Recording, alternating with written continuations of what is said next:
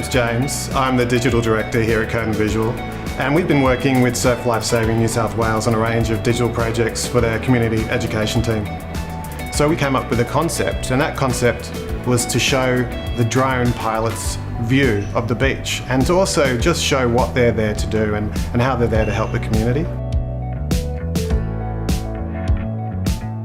A drone or a UAV, also known as an unpiloted aerial vehicle, is any aircraft that is unpiloted and controlled by someone using a remote. Surf Lifesaving currently uses drones for a lot of public safety. Primarily, the way that I'm using drones is to look out for sharks at Australia's beaches and to make sure that they aren't within 200 metres of swimmers and surfers.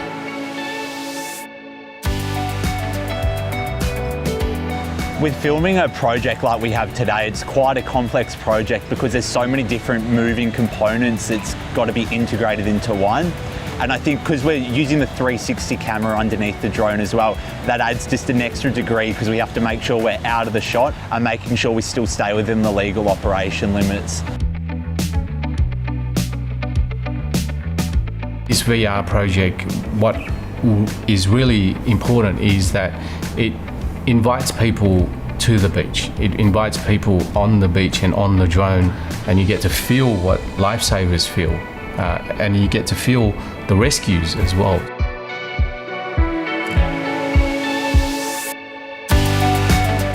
I think a very important part of the role today, being the drowning victim, is to show viewers where to swim safely, try to keep people swimming safely between the flags, and also to show what to do when people get in trouble, raise the hand, call out for help, and let people know you need assistance.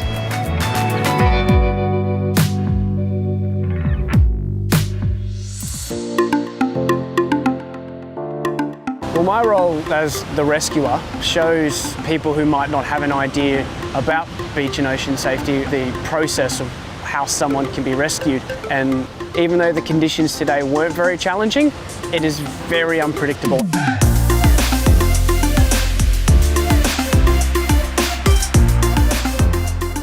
So on the day we were lucky and we had great weather. We filmed rock fishes, we filmed a rescue. After that, it's editing, and so that's actually quite an involved process where you piece together all of your shots. And really a lot can happen in the editing stage. You can really influence how the story comes together, so it's a very important role. When a participant or someone uses this VR or put on a goggle, it's a whole new authentic learning space.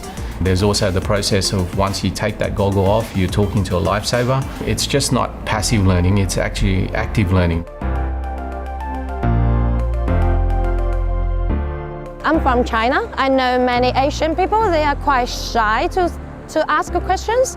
In the past, they don't know where they can get the knowledge from. Of course, culture is different. The water condition is different. Australia has a lot of big waves and strong rip current. So I hope people learn how to avoid the risk.